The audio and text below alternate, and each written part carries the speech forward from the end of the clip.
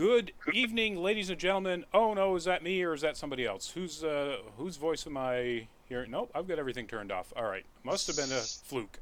Anyway, not that I don't love to hear my own voice, obviously. Good evening and welcome once again, everybody, to another edition of Nerd Week Live here in the week of the wonderful birthday celebration of our country here. Maybe not your country, wherever you're watching from. Jack, hello. AJ, hello. The one unicorn, the channel of two. Anyway, Unicornios. Let's go with that one. Hello. Martial artist, hello. And Gotcha Dragon Wolf, hello. Welcome to all. This is Nerd Week Live from your folks at Nerd Caliber. I'm Rodney Brown, the editor in chief of Nerd Caliber, first person shooter on Facebook as a cosplay photographer, and Burly Adopter on Twitter as a tech journalist. And joining me tonight is with the most wonderful kittens and lasers. What a concept. Introduce yourself if you would. Hi everyone, I'm Gogo Incognito. I am a cosplayer and a longtime contributor to Nerd Caliber. Very excited to be here. I've got some really cool things to talk about. And if you are at all in the Tennessee or Middle Tennessee or anywhere nearby area, you might have heard about Hypericon. That's happening this weekend, and I will be a guest there. So come see me. Awesome. And by the way, that is Gogo, not the Mogwai that you were seeing earlier because I forgot to change over to our live stream. Wait, can they see me now? They can see you, they could hear you, so yes, they can see you now. Hello, I'm Gogo Incognito. And joining us also is Mr. Star.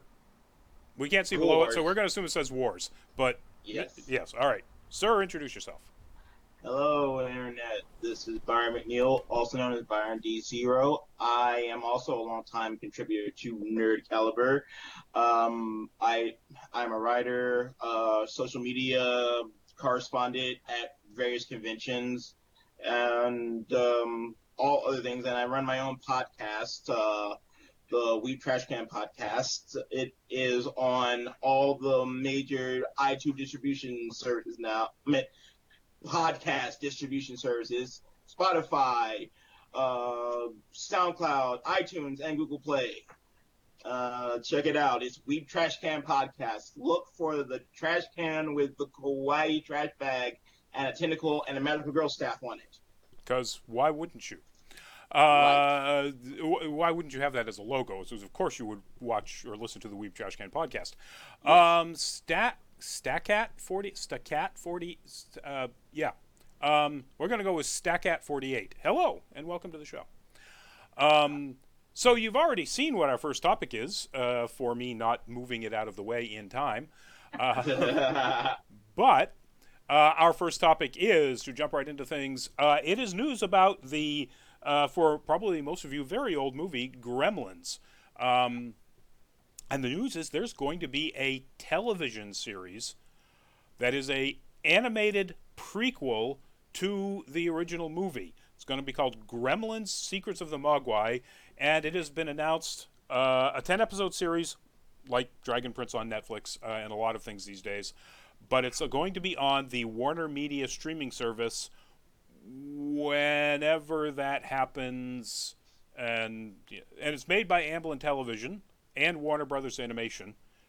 So Amblin, which made the original movie, Steven Spielberg and all of that, and Warner Brothers. Sorry, I have to go. Gotcha. All right. Well, if you come back, say hello. We'll say hello again. And yeah, so it's going to follow Mr. Wing, the owner of the shop where Mogwai was first purchased in the original movie, set in 1920s Shanghai, and tells the story of how he first met Mogwai. Cool. I think it's cool. I think didn't they say in the article like this is like specifically like our most beloved and well-known Mogwai Gizmo? Like this is actually Gizmo? I'm sorry. Yes, it is. Yeah, I'm sorry. You're right. It's Gizmo. Gizmo is a Mogwai, not Mogwai. My bad. Right. Thank you.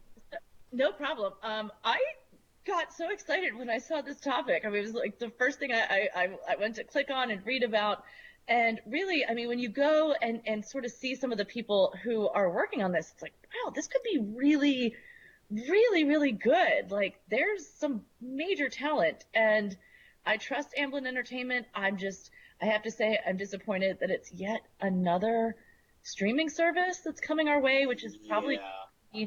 subscription based. And we can talk about that a little more, but it's like, man, like how many how many do the powers that be think that we can actually, or think we will actually pay for a month?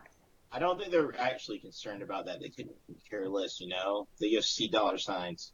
Yep. You know, this in a way is just casting that nostalgia net, trying to get more of our hard-earned dough.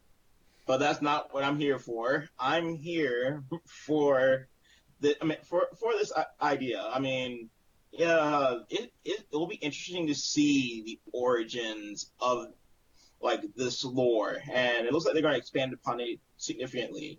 They're saying Chinese mythology, so we can expect some hopping vampires at some point.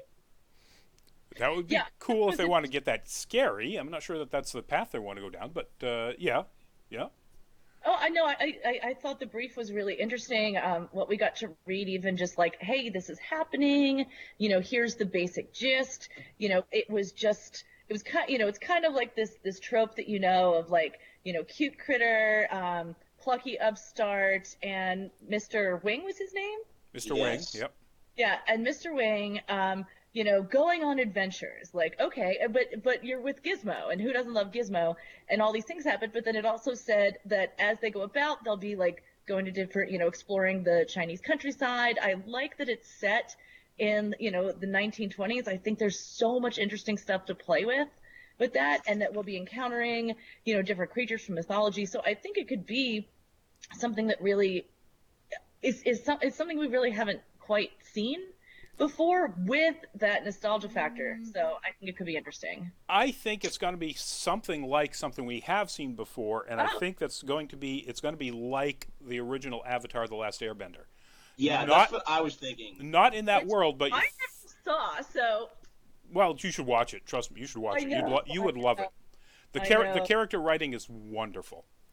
The best presentation of a blind person ever. Indeed. 100%. My main takeaway from this is like, who's going to voice Gizmo? Because I can only see two people doing the voice: Frank Welker or Howie Mandel. I would accept either of those. Jake, welcome. Um, and so I think that because of the fact that it's going on this journey through the countryside, that's kind of what Avatar was. It was a journey through all the different nations, and it's a very Asian themed animation, where this is obviously going to be a specifically Chinese set animation. I've got one interesting one. The co-executive producer is one of the guys behind Robot Chicken. Oh, So if this isn't going to be funny as hell, I don't know what is. And maybe a little bit smart, and maybe hints of political, like there was in Avatar too. I mean, there were political aspects to Avatar because it's set in 1920s Shanghai, and 1920s China was just a horribly jumbled political time in China. I mean, we're still at the tail end of Western colonialism, the rise of the communist movement. I mean, it was crazy. The growing incursion of the Japanese. So it'd be really interesting to see whether or not they get any of that into the show. But it's a cartoon about a a cute mogwai called Gizmo. So, yeah, who knows? Anyway, moving on to our next topic. Also, a huge blast from the past. Is the cast, updated by a number of years, but not as old as they are now, of the long-running classic British sci-fi comedy Red Dwarf, and the woohoo! news, it's hard to say what, is that it is apparently coming back by no later than the end of this year. This is according to a statement made by Cat, made by Danny John Jules, Yes. the hippest looking purple clad individual in that image, Yes. who said that he's all. This is a quote. All we know is it's going to be done by the end of the year. We haven't seen a script yet. It's all in negotiation, but I'm never worried about Red Dwarf. I've never been so comfortable in a gig. I hope that means that it's actually going to happen. Because it took some really hard science fiction ideas or out there science fiction ideas and made them funny. Took them to the furthest extent. And I'm sorry this is going to be a spoiler if you've never watched it, but Cat is called Cat because Cat is in fact a feline. And these people have been in suspended animation before they wake up for so long that Cat evolved. Yes. So little things like that. It's loaded with those things. Gee, what would happen if they really encountered a black hole? So I'm 100% for this. And all the original cast members, according to Danny John Jules, are in on it. And in fact, a few months ago, he posted a picture of all of them getting together for something, which he said he was contractually obligated not to say about or talk about on his Instagram. So I will say that Red Dwarf was such a formative part of my geekdom and my sense of humor growing up. Like, I watched it religiously through high school on PBS, and it took so many conventions from sci-fi and use them to their fullest degree, and at the same time turning them on their head.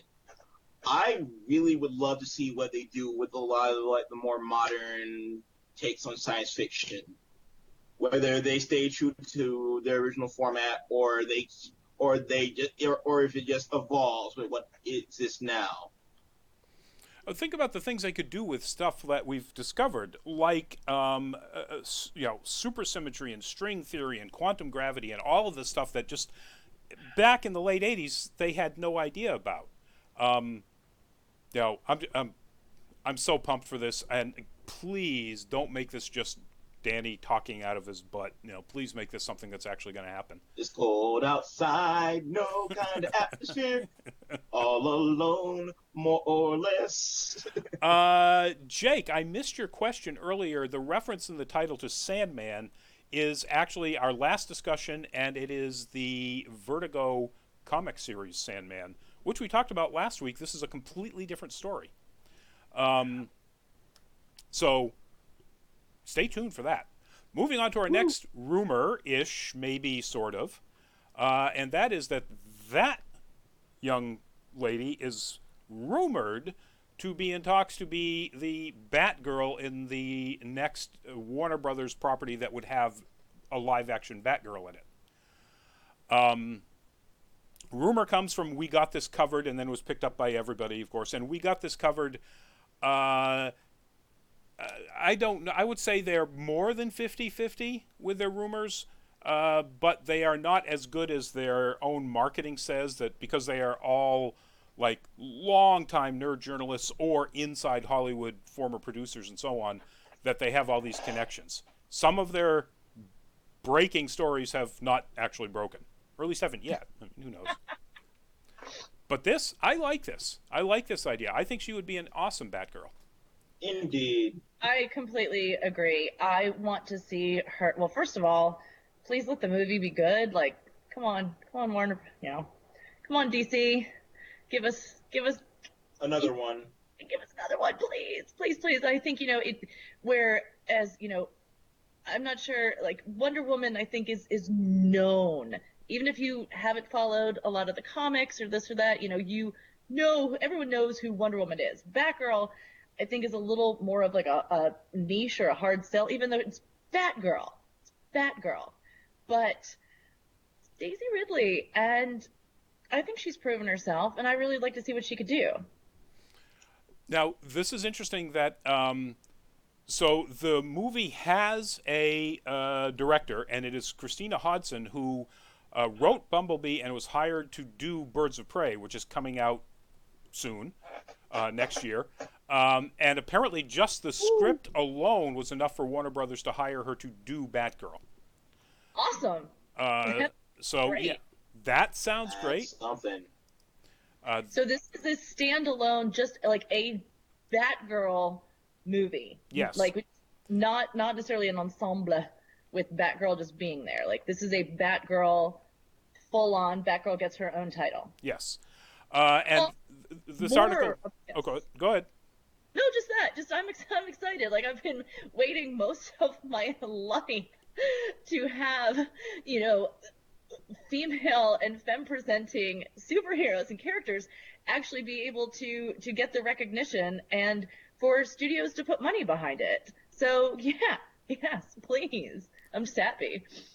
As am I, and it's interesting that they make the observation that there is no Barbara Gordon listed in the Birds of Prey, even though Batgirl is a character in the Birds of Prey comic.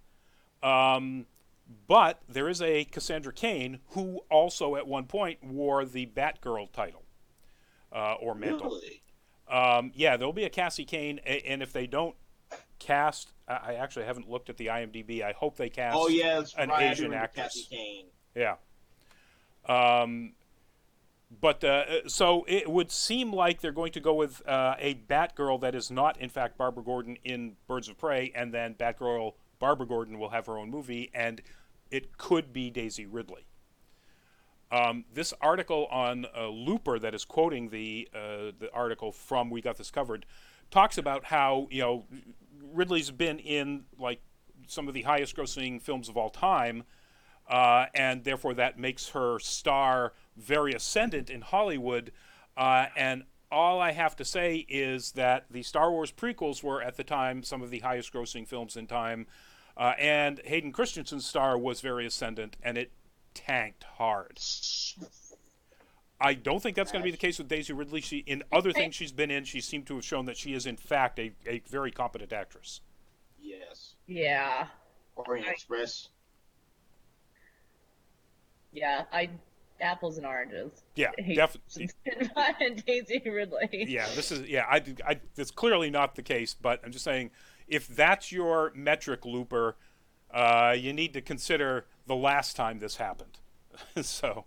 But no, that makes total sense, and I think that in that case they're looking at the box office as opposed to the quality of the actor or actress. But we'll see. Only time will tell, honestly.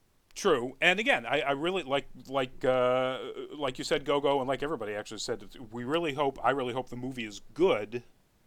Whoever's in the Batgirl suit, whoever's playing Barbara Gordon, I do hope the movie is good. That's more important than whether Daisy Ridley gets the role in my mind. Although I think it would be great. Right. Yeah. Moving on to our next topic. But sticking with the theme of awesome female and, as you say, femme presenting badass superheroes, Black Widow movie. It's in production. It's being filmed in Budapest, which, of course, makes everybody assume that it's set in whatever time Budapest happens, and therefore Jeremy Renner may be in it. Yes. You and I remember Budapest really differently. Yeah. But the timeline doesn't exactly fit. That's not the news. The news is that there's been set photos taken by people in the buildings around that leaked the first look at least one of the possible villains in the movie. Character is not identified, and the costume is kind of a mix between RoboCop and Kraftwerk. But with a very familiar coloration, and that is, it's colored very much like the armored version of Taskmaster. Taskmaster, yes. And so that's all the speculation out there, is that the villain in this is going to, in fact, be Taskmaster, who is a wonderfully complex character. Mostly a bad guy, not always. When his interests have aligned with S.H.I.E.L.D., who's almost always his major opponent, when their interests have aligned, they have actually worked together, and those are some of the better comics. But he is a badass and a dangerous villain to try to go up against.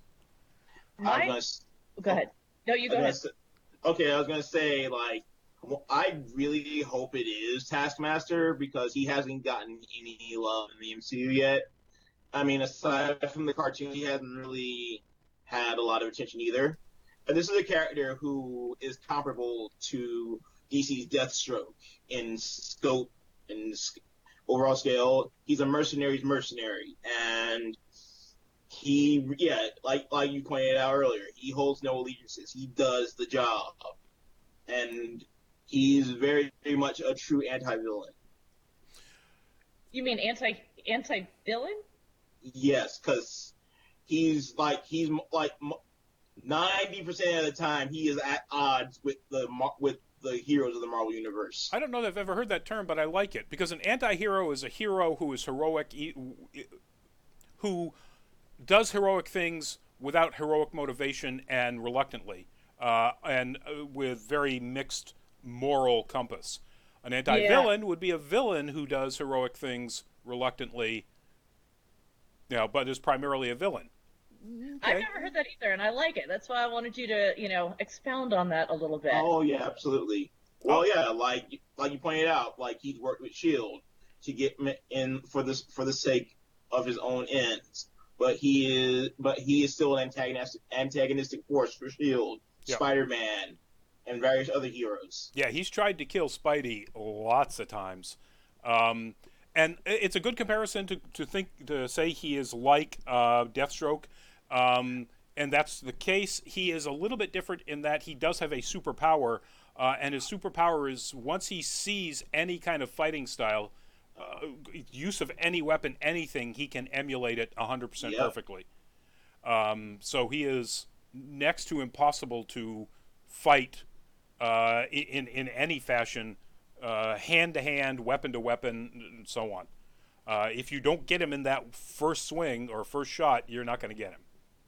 And I was gonna say, the most experience I've had with Taskmaster hasn't been really so much in comics. I used to play the absolute heck out of Marvel vs. Capcom, like constantly, like until my hands would just cramp. I would have blisters. That was my game, and or my fighting game. And Taskmaster, it's really hard to beat. But Yes, he is. very, very hard to beat. And when people would pick him, I'd be like, oh, that's cheap. Oh, that's so cheap.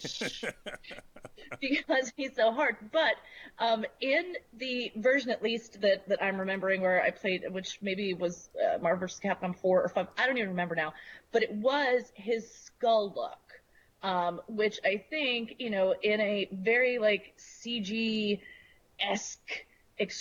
could be cool, but, like, putting that look with Black Widow, I think that would be cheesy. It makes it something more cartoony almost, and less like this is actually really happening. Like, I don't know, for me it would just take away like the suspension of disbelief. So I am glad that, they seem to have made him look like he can go into Starbucks if he needs to and order in Well, the MCU without like people just being like, I don't know. I don't know. I agree, and I think that if you give him, I mean, give him the cape, sure, but capes, Vision and Thor have capes, and that's about it because capes are weird. Yeah.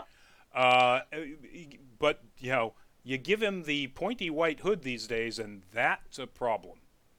I Um, was gonna I was gonna say though, there are enough variations of Taskmaster where they could possibly get away with this. I'm looking at Any I'm white looking hood, or you mean the skull? with the skull. Okay, because I was gonna say let's just ixnay on the pointy white hood. Like, Yeah, yeah, yeah. They can get away with just using the skull, which is what they seem to be doing in these pictures. yeah. Although he doesn't have the slanted like skull eyes, it's more like I said, a Kraftwerk single visor. yeah, Uh, like a mask, like a thing, right? yeah. Rather than, Yeah, yeah. Yeah, but he does have like there is a bit of a design there whether it's a breathing grill or something. There are vertical slats below the visor to sort of emulate the sort of skull effect. And yeah, he looks a lot like the Ultimates version of Taskmaster from the Ultimates universe. So if it is, that that would would be be great cool. if they introduced him and he One is played by somebody awesome, which they, Jake Gyllenhaal, Michael Keaton, etc. They're doing lately to great effect. Jason Statham. Jason Statham. Oh, that's who you want it to be? Yeah, that would be awesome. Yes. There would be a bit of a problem that isn't. I can't remember his real name. Isn't Taskmaster African American? As far as I know, he has a number of aliases. The one that I've seen him do is Tony Masters, and he was a white guy. Okay. That was also on the. Yep. Maybe it is in fact the Ultimates one that is African American. Okay. But anyway, fingers crossed. Even if it's not Taskmaster, it looks cool, and whoever it is, it's a guy riding around in a armored vehicle. So that's awesome.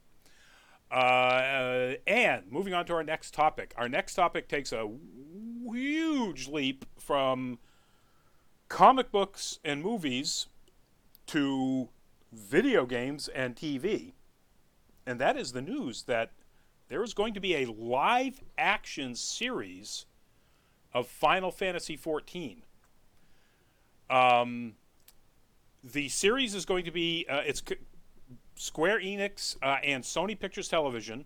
It's going to be made by HiveMind, the studio that is currently working on The Witcher for Netflix and the 4th season of The Expanse for Amazon. Sony is also doing the Wheel of Time adaptation television series for Amazon that we talked about last week with Rosamund Pike. Yay. And according to the news here, the HiveMind has a first right of refusal deal with Amazon. So it doesn't say where this is going to wind up, when it's going to happen, but the odds are it will certainly be either at Amazon or Netflix, and apparently HiveMind, Amazon has the right to say no first. And I can't imagine they're going to say no, considering how popular that game series is. Mm-hmm. So I want to know who is going to get the costume design gig, and how many cosplayers do you know are going to kill each other to try to get it? Too many. Look at that. Way too many. It's gorgeous. I mean, that's the appeal of the game for most people, I think, is how gorgeous it is. Oh yeah, absolutely. Well, I mean, I remember. Oh, go ahead. My one concern is like, I'm very trepidatious about this because Final Fantasy, like in any medium outside of video games, has a very dicey track record. Now, I mean, Spirits Within, it was a thing. Spirits Within was a science fiction movie. Yeah, I initially liked Advent Children, but after subsequent views, I'm just like, nah, we didn't need this. Nobody asked for it. We didn't need it. Don't get me started on Final Fantasy Unlimited, especially like God Awful Dub. Yeah.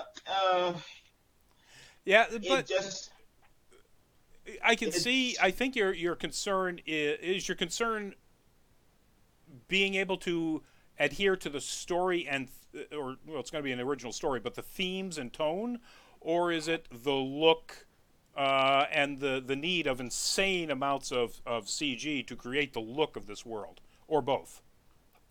Wait, both, honestly. It's animated though, right? No, it's going to be a live action. Shut the front door. I will shut that door. More scared. That just make me more scared. I so get that. You know, I was reading, I just blindly assumed when I was looking up stuff about it, I'm like, okay, that's cool. Sort of reading like where they were pulling things from, and again, like this just massive years of story and this and that. And you know, the imagery that they showed in the articles that I was reading, it was all from the game. So I just, again, went and assumed that this was going to be a beautiful animation, and that, you know, I'd really look forward to checking out live action. And Byron, I have to say, the way you are with Final Fantasy is how I am with Resident Evil. So Oh, don't get me started on those movies. Do not get me started on those movies. I know. It's like it's totally off topic, but like I get it. It's like why? Why? But I am someone I grew up with the Final Fantasy back when it was just like little sprites and this and that, and like I remember it. I had friends who had either played it or had like brothers who played it. That was not the kind of gaming I was into, and it still isn't. Like again, I'm one of those people that absolutely looks at all of the art. Loves the art books, loves seeing cosplays, loves reading the synopses, but don't actually play the game. So really enjoy the aesthetic. So I got really excited about the idea of an animated show, but I don't know how I feel about live action now either. I'm right there with you, Byron. It's got to be good, and I'm not sure, but and you know what? When it comes out, you and I can both watch it. If we want to, and we can chat about it from the perspective of sort of like a newbie to a very seasoned veteran. But you think about it in the terms. So this is it's going to land on either Amazon or Netflix probably. So it's going to have Amazon or Netflix production money, Sony production money, and Square Enix production money and production quality, production values. So it could wind up being a much less nude and profane version of Game of Thrones. I mean, it could have production values as high as that did when it comes to green screen work of gigantic fantasy worlds and ice walls and things like that. I mean, I was totally thinking that. I was thinking like, I don't know if either of you have seen like the green screen rigs for like the dragon riding in Game of Thrones. But, Yes. Like weird box, but I was totally thinking, man, then we're gonna see some weird green screen like how do you say it? Yeah, chocobos. Yeah, Yeah, exactly. I know how to spell it. I don't always remember how to say it, but I'm like, yeah, there's gonna be some like stuff that just. Yep. Which mean, and I realize that chances are it's probably not going to be able to be done every episode, so you're probably not going to see people actually riding chocobos a lot. And that's okay because there are cars and there are airships and there are all sorts of other ways for people to get around this world. So it may not wind up being just chocobos. They may be used sparingly because like. The dire wolves in Game of Thrones takes a lot to animate those things in a way that looks realistic. Yeah, that's a lot of cake that ultimately doesn't get used in the final episode. Exactly. So we don't know when this is going to happen because we don't even know where it's going to happen. But it is happening because this is not a speculation. This is a release that they put out, that Square Enix put out. Along with Sony. So, it's a TV show that's going to happen somewhere. Moving on. It's going to happen. Go ahead. I was going to say it has to be an original story because Final Fantasy XIV is an MMO and it doesn't have much of a story to follow. Right. So it is going to be an original story. It will be set in Eorzea, or Eorzea, however they pronounce it. The original story will focus on, quote, the struggle between magic and technology in a quest to bring peace to a land in conflict. Will include all kinds of familiar characters, including Cid. They made a point for some reason of pointing that out, that Cid will be a character in this show. Well, he's the convention of the Final Fantasy mythos. So you need a Cid. Right. But didn't say anything about Cindy, so we'll have to see. Depends on what kind of show it turns out to be. Anyway, moving on to not the show, but the comic. And that's news about Walking Dead that broke literally hours ago, which is one of the reasons why we had to add things in really late. And the news is this next issue coming out this week, tomorrow, on New Comic Book Day. Wednesday's New Comic Book Day, in case you can't remember. There will be a triple-sized issue number 193, and that will be the last issue of the Walking Dead comic book series. Announced the day before it was coming out And man, none of this news got out in advance, which, knowing how Bleeding Cool and comicbook.com and so on love to break this sort of stuff, that's amazing amount of information control. So it's tomorrow, is what you're saying. Tomorrow, Yeah. it's Holy done. crap. Huh. I'm interested to see how they wrap it. I mean, I will probably go and read it, like not just read synopses, actually, go and buy them. I used to, Walking Dead used to be one of my weekly reads for, or I'd do what I do and I'd sort of let them stack up so I didn't just go through it in like a short amount of time. But I followed it for years and years and years and then got burnt out at some point in time. But I'd like to see how it's wrapped up. So, without giving anything away, although the article does because it happened, I would suggest you buy issues 191 and 192 and read those first. Yes. If you're a Walking Dead fan and you don't know what we're alluding to, you need to catch up just a little bit. Okay. And also, so, Go, you know what happened in those last two issues. Because you read the article. Okay, well, yeah, obviously you do. I knew. I had it's. I don't know how anybody could have missed it, but we're not going to just in case, right? As something of as a super, not far from fan of Walking Dead, I'm curious now. I'll check this out myself because I want to see. When I just kind of lost interest in it from the show, because I'm just like, I want to know about these zombies. I want to know where they came from. I don't care about the human drama so much, but I want to see how it all ends and see what happens.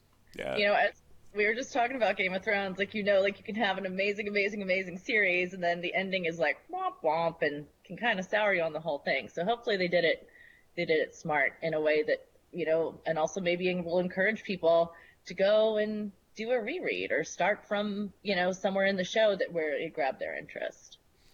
Yeah, I think, they're just going to realize that somebody's going to be in the shower and they're going to turn around and, it's the guy from Dallas. No, that happened. No, it's somebody's son with a snow globe. Nope, that was a different one. They're all in purgatory and they all open a door in a church and they all go away. Nope, another It awful... was all a dream. It was all a dream.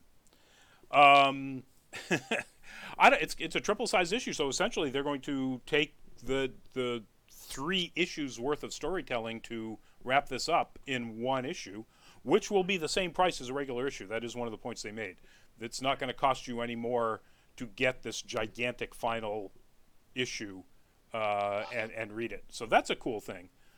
I understand Kirkman is, still involved in the TV series, and this will not affect the TV series, which, frankly, is probably going to die pretty soon anyway. I think that's okay. Yeah. I used to watch it. I used to look forward to it. I'd go back and, rewatch so many of my favorite episodes and arcs and whatnot, and then I gave up. I didn't give up. I lost interest. I got to a point where I was like, no, I'm done. I gave up. Yeah. That's right. You said you gave up. For me, it was basically, I know a lot of people just love Negan. They just love him. They find him to be such a, fascinating villain and so charismatic. I didn't love him. Nope. So when it was Negan, I'm like, I am done. I stopped. I did watch through the first 2 seasons that Negan was in. But in every single episode of every one of those in which Negan was in, it was literally throwing stuff at the TV, saying, "Okay, Negan should have been dead there. Why didn't you kill Negan? What's going?" It's like, this is not a challenging thing, people. The story has just written itself so that there's a point where you can kill Negan. There's a point. Why aren't you doing it? It was just it literally had reached the point where you have to accept that people are too stupid to see what's in front of them. And I hate that writing. I hate that kind of writing. It's what happened to Game of Thrones. The last 2 seasons, 3 really, where Tyrion gets dumb, Jon gets so dumb he can only say one thing: "She's my queen." Queen. It's everybody got stupid, amazingly stupid. And as a as a way to drive your plot, you writers suck when you do that. Agreed completely. Absolutely completely. I had stopped reading, when the comics had first introduced Negan. So, like, I knew a lot of stuff that was coming up in the show way before because as a comics reader. But the same kind of thing, I was just like, I'm done. I'm done. I don't like this villain. I don't like what's happening to the main characters. I feel like you turning them into, no, bye. But. And that's anyway. bye to this topic. Okay. Bye. Yeah. Moving on to our last topic. And our last topic is excellent writing from a comic book that, fingers crossed so hard they're going to snap, will become an excellent TV show, and that is Sandman. So last week we used this very same image to talk about the end of the Vertigo comic line, which is where Sandman was at DC. And this week we're talking about the fact that, surprise, Netflix is going to adapt Sandman into a TV show with Neil Gaiman working on it and David Goyer, who's written a whole bunch of comic book stuff, some good, some bad. And Cheryl, I'm assuming that is German for D as well. If it's not, yeah, you're going to get banned. Yep. Alan Heinberg is going to write this and serve as the showrunner. He wrote Wonder Woman. So, yay. Neil Gaiman is involved. Yay. Neil Gaiman has been involved in 2 amazing television adaptations recently. Oh, yes. American Gods, Good Omens. So, good chances? Yes? I think so. And they're the shows themselves are so different. And, it's really, really great adaptation of, I think, and I'm a fan, but that doesn't mean I wasn't critical. Like, I was, if it didn't turn out right, I was going to be very disappointed. But it makes me excited. It makes me want to go back and, like, reread some Sandman stuff. And I'm excited for this. Same. I definitely, it's Neil Gaiman. That's all you need to hook me. Yeah. So Gaiman's TV series adaptations have been fantastic. Gaiman's movies, the movies aren't great. Some have been not up to the level of the writing of what they were adapted from. Let's have an example. The one with the Sky Pirates and the Hey, I love Stardust. Stardust. Thank you. That was my favorite. I don't know what that is. Okay, we need to have a movie night then, Go, because Stardust is like one of my favorite popcorn movies of all time. Okay. I'll give you. It's a good popcorn movie. It is not a good Neil Gaiman adaptation. Okay, yeah, that's fair. I enjoy it though. Gaiman's writing is a lot more poetic, and I understand it's tough to produce that in a on a screen, but it's not impossible. I mean, you can certainly use. Oh crap! What was the short animated adaptation? I'm sorry. They made a movie of one of his shorter books, and I can't think of off the top of my head, but it was all done as animation, and it visually captured the beauty of his writing. And not just in the characterizations and so on. Like American Gods does a great job with the characters, bringing those characters to life. And in ways actually visually capturing a lot of the beauty of his writing. But this animated movie, which I'm going to look up and tell you what it is later on at some point, is just gorgeous. It's really a pretty movie to watch, in addition to being a very interesting movie. But yeah, so in my mind, his movies have been kind of up and down. But his TV adaptations so far have been spot on. Good Omens was fantastic. Yes. Oh, gosh. I need to finish it. Yeah, because the ending couple of episodes are like pretty much the best. It's good and gets great at the end. So Yeah, I think it was great throughout. And again, that was one of my favorite books of all time. So I was very, very pleased with it. Already have my giant 6.5-foot white wings to cosplay as Aziraphale this year at New York Comic Con. Nice. So certainly pay attention to Nerd Caliber because you will be seeing them. And I have my Crowley with matching 6.5-foot black wings. So you won't, if you're honestly, you won't. If you're going to that con at all, I don't think you'll be able to miss us because we're going to take up a lot of physical space. So at this past weekend, I was at PortCon Maine in South Portland, which is a small con. It's like 3,600 paid attendees, and I saw Crowley and 2 Aziraphales Awesome. at a con that size. Yes. It was awesome. I'm excited to see. I want to see so many people cosplaying them. They're great characters. It was, they're characters that I had thought about cosplaying years ago and just being like, well, you can just sort of do whatever you want. You can, give them whatever look you want. But I'm vain, and I also do like to, even though I like to make up my own stuff, I want people to recognize who I am. Right. And now that they've got visual representations from famous actors in very clearly recognizable costumes. Yes.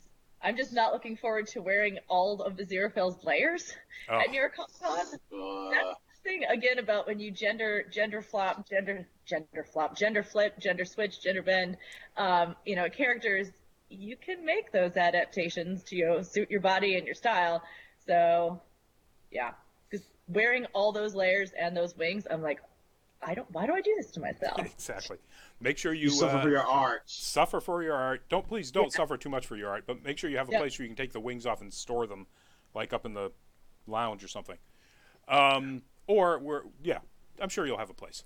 So that's it, folks. We're ending up on a positive, hopeful note with some Neil Gaiman news and Sandman, and yay. Oh, yeah. Luminous hello, just in time for us to wrap up. So... no Godzilla news this week, which I know is a pertinent point for you. So thank you all for joining us, and let's go back around real quickly. Go! What you got to plug? Yes, hi, I'm Gogo Incognito. You can find me online on Instagram, on YouTube, on wherever, on Facebook, just by looking up Gogo Incognito. And if you are coming to Hypericon this weekend, which is in Tennessee, you're in for a treat because I will be a cosplay guest.